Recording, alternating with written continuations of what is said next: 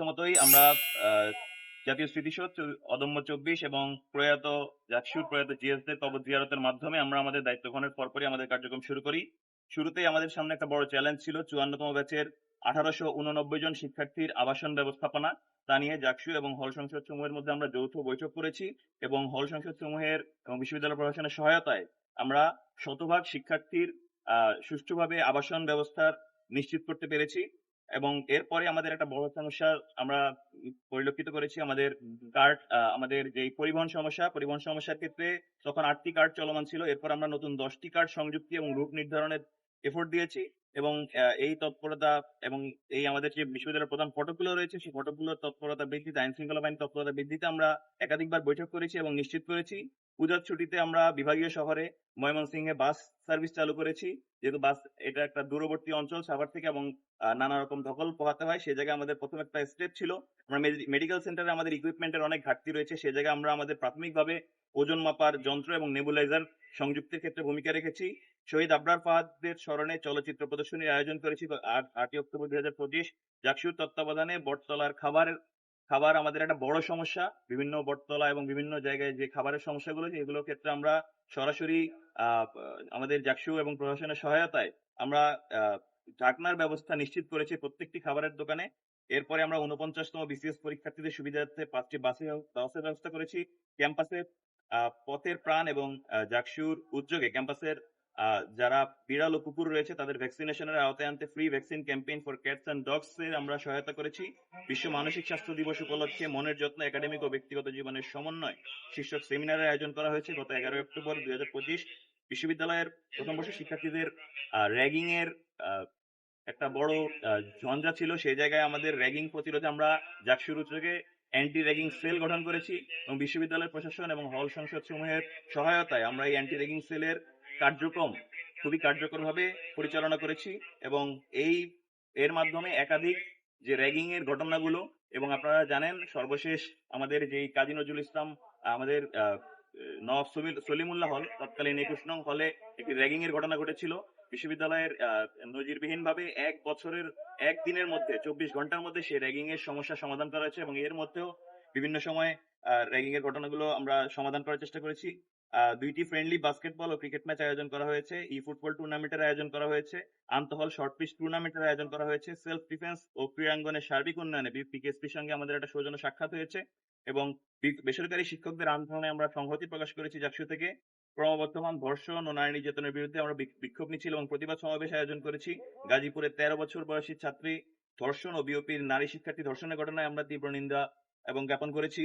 তিস্তার পানির ন্যায্য হিসা ও মহাপরিকল্পনা বাস্তবায়নের দাবিতে রংপুরের শিক্ষার্থীদের সঙ্গে আমরা সংহতি জানিয়েছি।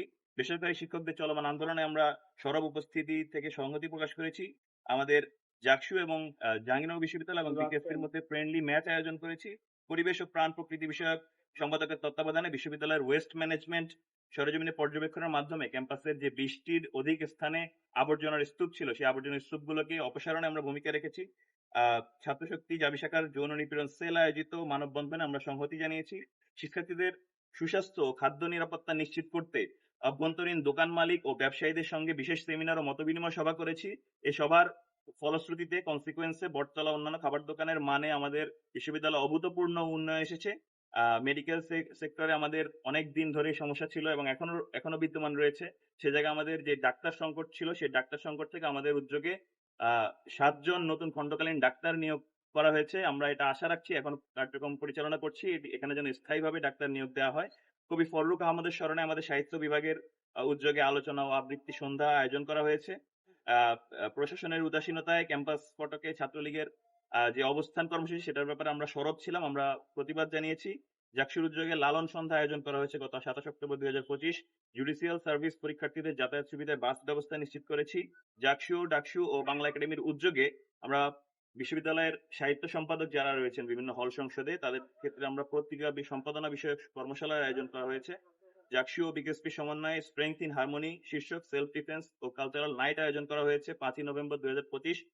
কলা অনুষদের পার্কিং সমস্যা সমাধানে সাইকেল স্ট্যান্ড নির্মাণে ডিনের সহায়তায় সাইকেল স্ট্যান্ড নির্মাণ করা হয়েছে। শীতকালীন অতিথি পাখির আগমনের পূর্বে মনপুরার যে লেক সেই লেক সংস্কার করা হয়েছে এবং মাচা নির্মাণ করা হয়েছে। জাহানারা ইমাম হল ও প্রীতিলতা হলের মধ্যবর্তী যে লেক রয়েছে সেটি হল সংসদের সহায়তা এবং জাকসুর সমন্বয়ে লেকটি সংস্কার করা হয়েছে। পরিবহন সেবার মান উন্নয়নে পরিবহন অফিস ও জাকসুর সঙ্গে অব্যাহত বৈঠকের মাধ্যমে বিভিন্ন সমস্যার সমাধান করা হয়েছে। প্রশাসনের বিভিন্ন শহীদ ও শরীফ ওসমান বিন হাদি ভাইয়ের শাহাদাতের প্রেক্ষিতে এবং প্রশাসনের বিভিন্ন বিষয়ে সদিচ্ছার অভাবের অনিয়মের প্রতিবাদে জাকসু তার কার্যক্রম পরিচালনা করেছে এবং এক্ষেত্রে কয়েকটি দাবি উত্থাপন করেছে। এর মধ্যে জুলাই হামলায় অভিযুক্তদের বিচার নিশ্চিতে আন্তর্জাতিক অপরাধ ট্রাইব্যুনালে আমরা অভিযোগ দায়েরের ক্ষেত্রে আমরা 7 দিনের আলটিমেটাম দিয়েছিলাম এবং আমরা জানাতে চাই সেই 7 দিনের মধ্যেই প্রায় 10ম দিনে গিয়ে সেই বিশ্ববিদ্যালয়ে জুলাই হামলাকারী সকল শিক্ষক, শিক্ষার্থী, কর্মকর্তা, কর্মচারীদের বিরুদ্ধে আন্তর্জাতিক অপরাধ ট্রাইব্যুনালে বিশ্ববিদ্যালয়ের পক্ষ থেকে অভিযোগটি দাখিল করা হয়েছে। এরপর নতুন 6টি হলে গ্যাস সংযোগ সম্পন্ন করা হয়েছে বিশ্ববিদ্যালয়ের সকল অংশীজন এবং প্রশাসনের সহযোগিতায় 9 ডিসেম্বর 2025। বিশ্ববিদ্যালয়ের একাডেমিক কার্যক্রম মূল্যায়ন রিপোর্ট আমরা এটি প্রস্তুত করছি একাডেমিক ক্যালেন্ডার বাস্তবায়নের জন্য এবং সেটি বাস্তবায়নে আমাদের এখনো কার্যক্রম পরিচালনা রয়েছে। আমরা প্রত্যেকটি বিভাগ থেকে তথ্য সংগ্রহ করছি এবং এই রিপোর্টটি আমরা বিশ্ববিদ্যালয় প্রশাসনের কাছে হস্তান্তর করার দ্বারা একাডেমিক ক্যালেন্ডার বাস্তবায়নের ক্ষেত্রে আমরা এগিয়ে যাবো বলে আমরা আশা রাখছি। 13ই নভেম্বর ফ্যাসিস্ট হাসিনার রায়কে কেন্দ্র করে ক্যাম্পাস নিরাপত্তা বৃদ্ধির ক্ষেত্রে আইন শৃঙ্খলা বাহিনীর সঙ্গে বৈঠক করা হয়েছে এবং একই সঙ্গে সেদিন আনন্দ মিছিল করা হয়েছে। মেডিকেল সেন্টারের জন্য আগে আমরা প্রায় মাত্র 30 থেকে 35 ধরনের ওষুধ মেডিকেল সেন্টার পাওয়া যেত, সে জায়গায় জাকসু এবং প্রশাসনের তৎপরতায় এখন থেকে 25 ধরনের ঔষধ, 85 ধরনের ঔষধ, ভ্যাকসিন এই জায়গাগুলো বিশ্ববিদ্যালয়ের প্রশাসনের পক্ষ থেকে এখানে সরবরাহ করা হয় এবং মেডিকেল সেন্টার এখন পাওয়া যাচ্ছে। ছাত্রী হলসমূহে ইনডোর গেমস সামগ্রী বিতরণের কার্যক্রম আমাদের চলমান রয়েছে। অনেকগুলো হলেই আমাদের ইনডোর গেমস সামগ্রী বিতরণ করা হয়েছে, বাকিগুলোতে খুব শীঘ্রই পৌঁছে যাবে। জাকসু পালা উৎসব 2025 আয়োজন করা হয়েছে। ক্যাফেটেরিয়া আপনারা জানেন ক্যাফেটেরিয়া দীর্ঘ সময় ধরে আমাদের ক্যাফেটেরিয়ার বিকেল বেলার নাস্তাটা বন্ধ ছিল। আমাদের অনেকের ইশতেহারও ছিল, আমাদের স্বাস্থ্য সম্পাদকের ইশতেহারও ছিল। আমরা জাকসুর এবং প্রশাসনের সহযোগিতায় ক্যাফেটেরিয়ার খোলা রাখার সময়সীমা বৃদ্ধি করেছি এবং বিকেলের যে নাস্তা সেই নাস্তার ব্যবস্থাটি আমরা চালু করেছি। এরপরে 1973 সালের অ্যাক্ট অনুযায়ী আমাদের 5 জন সিনেট সদস্য মনোনয়ন হয়েছে, আপনারা জানেন।